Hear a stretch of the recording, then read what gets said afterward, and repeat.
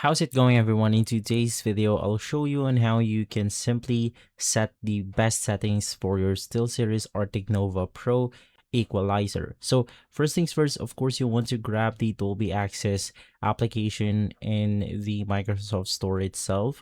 Just simply search for the Dolby Atmos and then download the Dolby Access right here.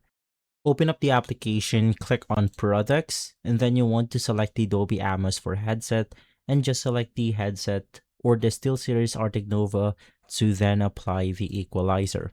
So from there, we are going to use this exact preset right here.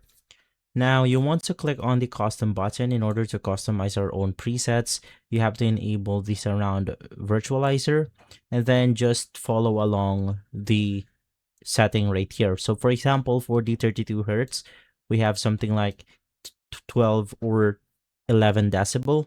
For 64 hertz, we have 6 decibel, so on and so forth.